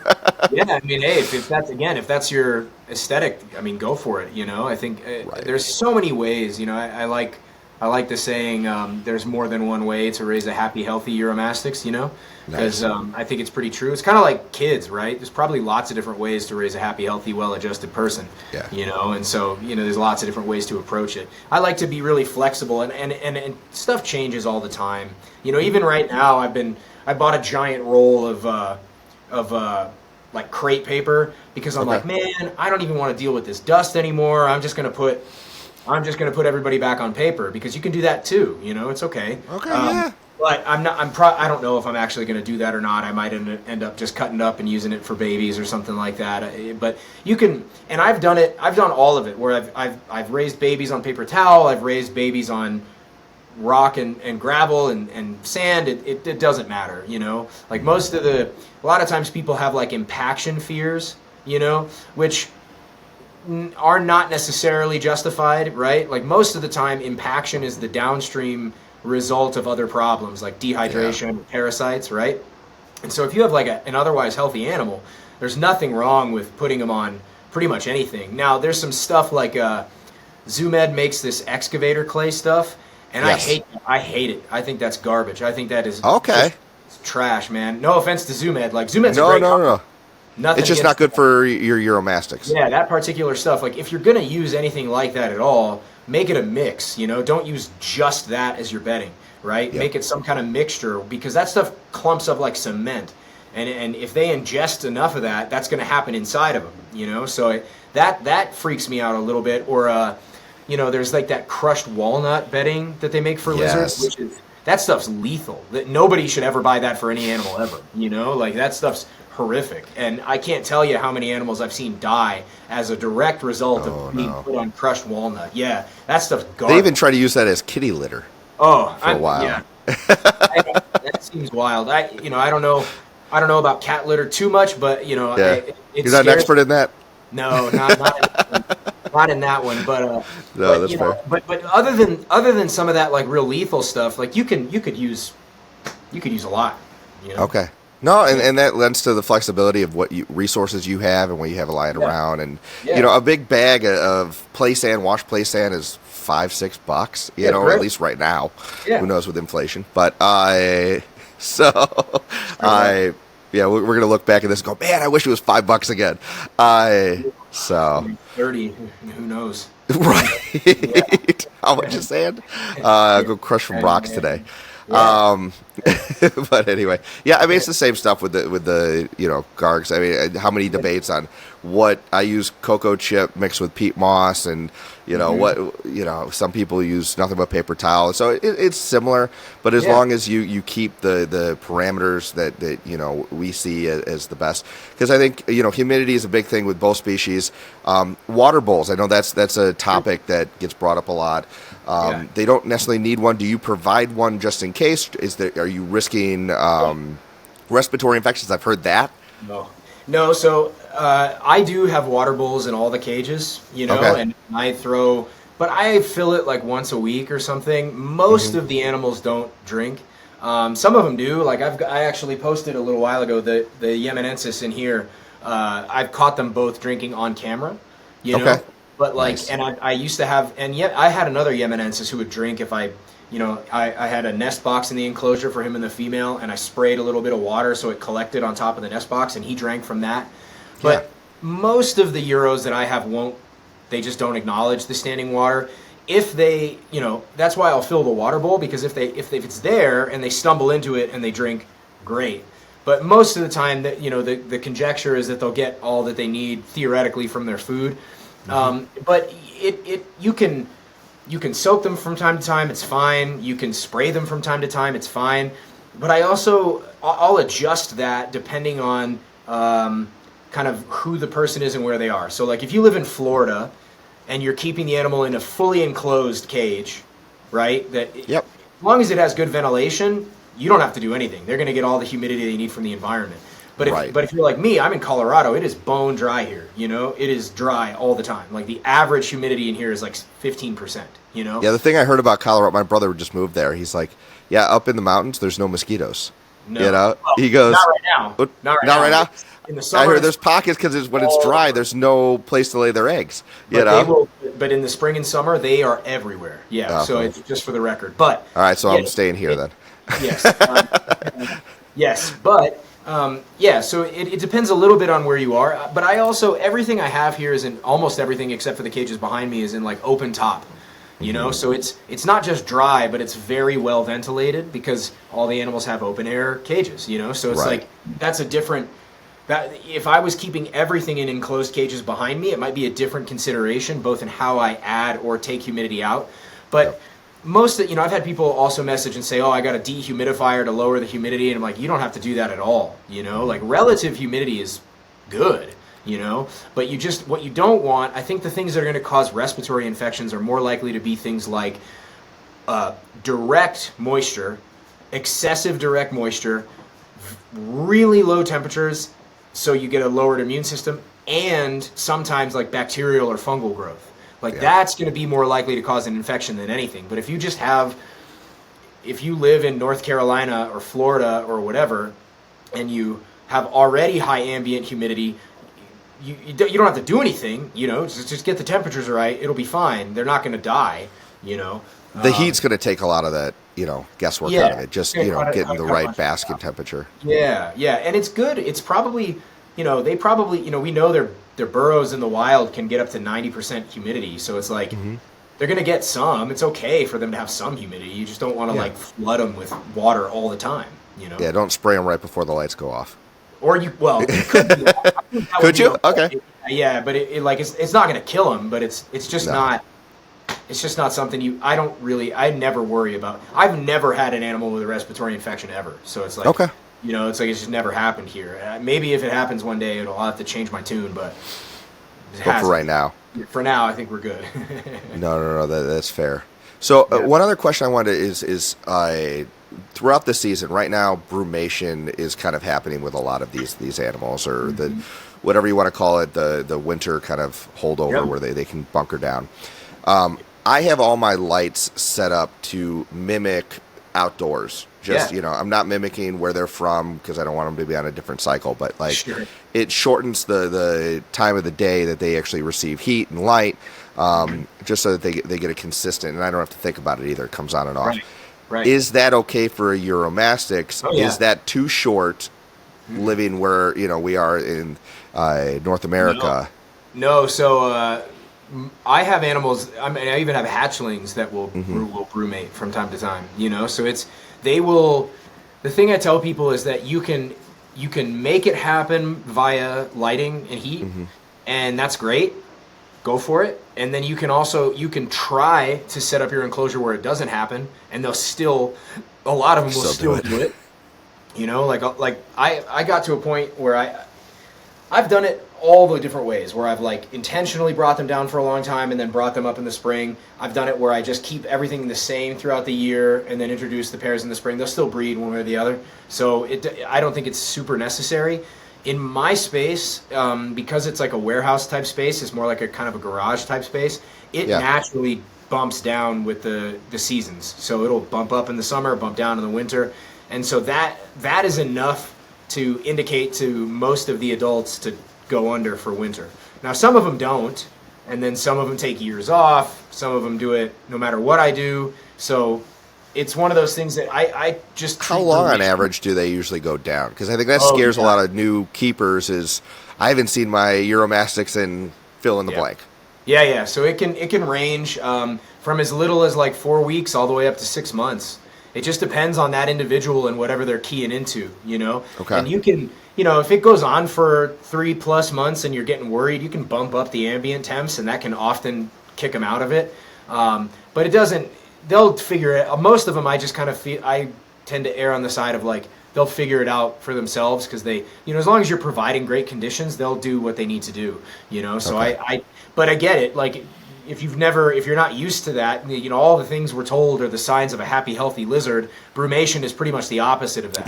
Right. So it's totally reasonable for people to be freaked out by it. But if we kind of reconfigure our perceptions of what healthy reptilian behavior is, then you factor in winter cooling as a part of that, and you're like, okay, it's fine. Because they'll also do it in the summertime. They get the opposite of it, right? Estivation. So if you get days of the year, if it goes on for weeks where it's like crazy high temps and they're not getting a lot of food, they'll just go under for a few weeks because they're just trying to conserve resources and make sure that they don't overstretch themselves. You'll find this in the wild too. You go out. I have not heard that before. That's cool. Yeah. You go out into like Arizona in the peak of summer. A lot of the chuckwallas, if it's dry, they'll just estivate. They just sit and don't eat because there's nothing for them to eat. It's the smart call to go into a relaxed state so that way they're not expending all these resources that they might need to get through the winter if they, so that's possible, right? It's almost like nature's, got a way of making things work. It's crazy. Yes, I really, and sometimes this has been a fault, but for the most part, I think it's the right perspective to have, which is like, trust that your animal knows what it has to do, like just trust them. And you can, because most of the time they're not going to get to a point. It'll be really hard for them if you're being a studious keeper. It's going to be really hard for the animals to get to a point where it's like unrecoverable if something goes wrong, like, and if you just trust that they'll do the right thing. I have animals that lose weight in brumation. That's normal, like I've had animals that grow while they're brumating. Like I won't ever forget this. I had a banded Uromastyx that I hatched. It grew for 4 months like a rocket and then just went into a hide for 4 or 5 months. I never saw the thing. And when it came, I didn't even check on it. I just left it alone. And when it finally came out in the spring, it had grown like 2 inches. And it never came out. It was never out. It just did its thing. So did you feed it during those 4 to 5 months? Nope. No? It just grew on its own fat reserves and stuff like that. So it's pretty cool. Now, I'm not saying that everybody should do that. I'm not saying you should ignore your animal for 5 months, right? Like you should, check on them every now and then. Pay attention to them. And like you said, it's all different timing Yeah. for each And animal. I just have a lot of confidence in, I've done it for a long enough time that I have a great deal of confidence in the animals, and I know that I've watched them do this many times before, so I have more confidence in letting them work themselves out because they know, they're not stupid. That animal's entire goal is to live and breed. That's the Right. whole thing. That's all it wants to do. That animal it's not going to just let itself croak unless something's really, really wrong, So I try okay, to- on that note then, yeah. what would you say are the biggest pitfalls for new owners? What emails do you get where they're actually doing something wrong and you need to correct it? Okay, yeah. So it's usually like three things. One is the way they apply heat to the animal. So usually it's like people have one light that projects down to the animal like a heat lamp, and usually Euros you're probably going to want two because they're usually going to need because you want to have a basking space for any animal really. You want to give them a basking spot in which they can fit their entire body under that heat, right? Sure. So, which is one of the reasons that it's really hard to do it for an Egyptian because you've got a 32-inch lizard. You need 8 lights to project on it to get the whole body at 125 degrees because that's what they're used to. The sun evenly distributes its heat across the surface of the earth. So, like, they're not. How many watts do you think that is? All of them, right? Yeah, all of the watts. Yeah, all of them. So, maybe they'll do that cryptic basking where they'll stick their head out for a little while. But in terms of what they're actually trying to get, most of the time they're trying to get their whole body underneath because it's rapid heat up. Yeah. So that's one thing. So and the other thing is if you risk using too tight a beam on that basking bulb, then you risk thermal burns. So you don't want to go for that. The second thing is dry food should be like a real minimum, Like, and this kind of flies into the face of, like, as you get better, I know I said there are days when all they get is dry food, but I have a pretty good sense of what, like, the rhythms are for all the animals here, so I'm used to it. But if you've just got your first Euro, I'm telling you, like, that the percentage of their diet that's dry food or insects or seeds or lentils should be tiny. It should be 5 to 10% yearly, right? So and you should try to time that food with when the animal is at, like, peak operating capacity. So spring, summer, Like, I'm not going to try to give a lot of dry food to an animal that's, like, partially brumating. Maybe it comes out for an hour a day and eats. I'm not going to load that animal up with a lot of dry, hard food that's going to be challenging. Well, they're already dehydrated to a degree, and then you're just going to dehydrate them even more. Yeah. So that's one thing that I see a lot. And then the other thing that I end up doing, I think one thing that I give a lot of feedback on for most people is the way they structure hiding places for that animal. So, when I say put 20 hides in the enclosure or 20 places for them to hide, in my mind, I'm thinking small crevices. But what happens is people put, like, for lack of a better way of, like, the curved log.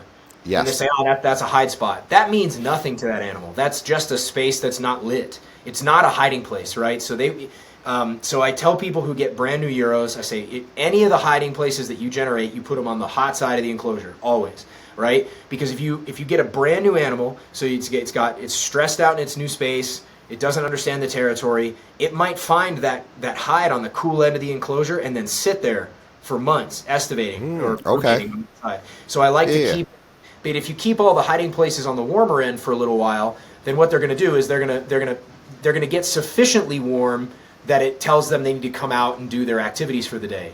Oh, that's a good point. I just try to keep all the hiding spots on the warm side of the enclosure, and then really emphasize. We're talking, like, these are even an adult Uromastyx can fit inside a hiding gap that's that big. Okay. So they're very good at compressing and flattening themselves out and wedging into very narrow spaces. But that's also how they feel secure, right? They want to be able to get into a hiding place that makes them feel secure, that you're not going to come in and get them. So I'm always doing this. So it's really like rock crevices. So you can achieve that with lots of different materials. It doesn't have to be rock that you stack inside of an enclosure. It can be hard plastic stacks, like what what do they call it, a REIT stack or whatever. Yeah. You can use stuff like that. You can use stacked roofing tiles. You can use stacked egg crate, right? Anything that's going to allow them to get heat from that object and is going to be small enough so where they feel secure inside that hiding area, you know? Okay. But if you just throw in curved logs or anything like that, they're not going to recognize it as a place where they can feel safe. So, well, I think people need to realize too, with this species in particular, Uromastyx, chuckwalla, things like that, they are prey animals, right? Yeah. And so you need to put your mindset. We're kind of a hybrid, human beings where we're predators, but we're also prey. So we kind of get both best of both worlds there. Thank you, anxiety. But but I think when you're dealing with other animals, like you're dealing with your again, dogs or things like that, they're predators. So they're more confident. Some of the other monitor lizards are predators. That's why sometimes they're a little bit more out and about. They're not worried. But giving them a place when a prey animal is in a secure environment where they don't feel like they're going to be taken advantage of and killed. That's when you get to see them really thrive, and I think that's what we're trying to accomplish by giving all these different hiding places. Yeah, that's right. It gives them that confidence and security that they're safe where they are, and they can exhibit whatever behaviors they need to. Right.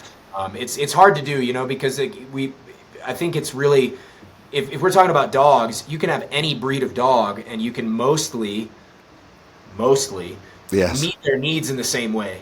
They need exercise, they need food and water, they need interaction with you, they need some structure, But reptiles are, we're talking thousands of different species of animals, right, all with different needs and different environmental niches that they inhabit. In the same, it's the same thing as if you were to, there's a reason an iguana is not very secure on the ground. It's because they're supposed to be up in the trees.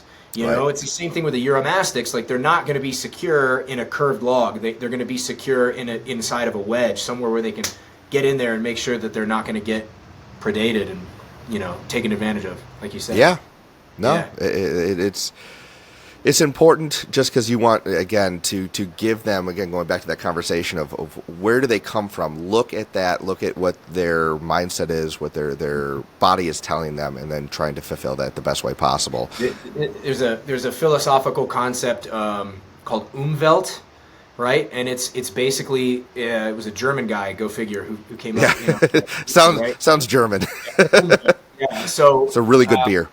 But it's a concept that is, the idea is not to just understand the animal's needs and what it's doing, but like to actually like inhabit that animal's body and kind of empathize via that method, right? So like that's what I try to use that as kind of like the metric. It's like, if I'm not just going to say, if I was a Euro, what would I look for? It's like, I'm going to step into that. I am a Uromastyx, and what are my main goals and my main issues?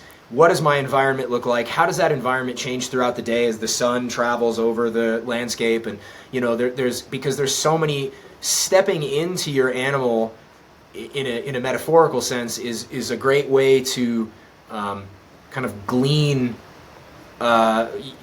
not just information about them, but like how you respond. Because that's what we say all the time, right? You have to be responsive to your animal. Well, in order to be responsive to an animal, you have to step into their world in some way and kind of inhabit their experience. Which is one of the great things about herpetoculture. As the great Phillip Lietz says, it's a way of recognizing other forms of consciousness. And so that's really what you're doing. You're stepping into that Umwelt, getting a feel for what that's about and what that experience is like. That's what's going to allow you to properly respond to these things, right? Yeah, no, I think that's a great goal, especially when you're trying to learn a new species. It makes me think. So I'm a counselor by trade. Yeah. And I was just reading this book on, again, I got little kids, so I read about little kids and growth and things like that. Sure. And one study that they were explaining in the book was that boys in particular, young boys, when they play with something, it's very different than typically, again, there's variations, bell curve, on average, than girls. Girls will typically you know, reenact things, but they realize that it's a toy or that it's a character. They will go and interact with the character. Boys, on average, will become the character. So, like, if you are playing with a cape and, you know, it's got an S on it, no, he's not pretending to be Superman. In that little boy's mind, he is Superman, right? And there's a big distinction. And so that's what it makes me think of is you're not pretending to be that Uromastyx. You want to be that little boy who puts on a cape and goes, I am the Uromastyx. I love that. Yeah. Well, and I feel it really succinctly when I work with stuff that feels really outside my wheelhouse. So as an example, I now have 3 tortoise species. So I have the Specs Hingeback tortoise, I have the Tunisian Greek tortoise, and I have the Moroccan Greek tortoise, right? So cool. I have all 3 of those. But the spec eye, the Conyxus spec eye, the Hingebacks, they took like a year and a half, almost 2 years to like settle here, you know? And I attribute a substantial percentage of that learning curve to my inability to understand them sufficiently, you know? Like I'm getting eggs from them now, all, you know, like, and I did not expect that. It's like, whoa, cool. Pretty but cool. Like, it's really cool. But there's still a part of me that just I don't feel the same ability to relate to the tortoises that I do with the other lizards. I'm like, I get, you know, this iguana, this Euro, this Xenogama, I get what that is. I totally feel like I empathize with those animals in a very real way that I don't feel like I have yet with the tortoises. They still feel very foreign to me in some way. You know? Which is funny because, you know, every time I talk to anybody about Uromastyx, they always say, well, it's just a tortoise without the shell. So what's that different? You know, what's the difference there, right? They're like a tortoise in their diet. Right. You know, like they eat mostly just plants and veggies and seeds, and they'll eat some carrion and they'll eat some bugs every now and again. So does a vegan. Yeah, that's right. That's true. But they're not like behaviorally and personality-wise. They're not like a tortoise, you know. And so now, you know, I'm starting to feel more comfort with the tortoises as it is, just because I'm, you know, with time that just happens. Yeah. But it's, to me, I just try to plug into that thing, and I'm like, I don't get you at all, you know. And so it was a real steep, real gradual learning curve, right? Because it just took forever to feel like I was getting any momentum with them, and so it was a great learning experience. But also on that Umwelt thing, you know, I think so. My understanding is that if you know, when you look at like groups of hunter-gatherer humans, you know, whether it was Native Americans on the North American continent, whether it's Siberian steppe nomads, you know, whatever. A lot of these groups of people had like rituals around hunting that involved stepping into the Umwelt of that animal. That, like, you know, they would do, you know, whether it was like donning an elk's head and, you know, doing, I don't know what the ceremonies look like, but, you know, what I've but I know exactly what you're talking about. Yeah. But what I've read about it is it would precede like a big hunt or something, and that had real importance, and you would, you know, that's like a strategy to kind of step into that animal and understand it so that the hunt could be more successful. And so in some ways, it's kind of how I've been conceiving of herpetoculture, is like we're fulfilling this thing that we would have done a lot more of 20,000 years ago, right? We would have been doing this a little bit more. It was like a real psychological benefit for us. And so I feel like in some ways that's what we're doing with herpetoculture, is we're fulfilling this need for like an Umwelten type experience that we just don't really have anymore. And that's one of the reasons I think it's so addicting. That's one of the reasons it feels so good for all of us to like get an animal, try to understand it, and when you see the results of that attempted understanding, that's what gives you the satisfaction. It's like, we got it, you know, like we did it, you know, I figured this freaky little tortoise, I get you, or not that I fully get it, but, you know, you have a better understanding. No, but yeah, you have that understanding. And one thing, just hearing you right now, I'm thinking, you know, with these, you know, the domestication of species, which we'll go back to, you know, human beings, we've, you know, generation after generation have, you know, certain families have certain qualities that kind of, oh man, where did you get that? You're just like your great grandfather kind of thing, right? Yeah. And so, you know, I do think, and I don't want to go too deep down this rabbit hole for time, but, you know, there are certain families and certain people who just genetically are driven to that umwelt, driven to animals. Where there's other people I meet, they're like, you couldn't pay me enough money to do any of that, right? And so I think that's a cool fact that we're fulfilling sort of our own instincts and natural drives in this way as well, which I think, you know, that's why I think connecting with people, like-minded people like yourself, where we have that similar drive, you know, that's such a beautiful thing about this community. I agree. Yeah, fully agree. Yeah. Well, you know, I don't want to make this super long, and I feel like I got most of my questions answered. I am super excited. Again, guys, this is New Year's Eve that we're recording this. Hopefully I'll have it out pretty soon. But my, you know, New Year's resolutions at this point are to kind of expand from just gargoyle geckos. So I think Phil's going to help me out with that. Might have another video coming out with an announcement. Really excited. And then, you know, kind of talking the umwelt. I think my wife would appreciate it if I kind of got that her own umwelt, you know, like where I understood her a little bit better. So. It's definitely worth doing with other humans, not just your reptile. Right. Yeah. So, sure.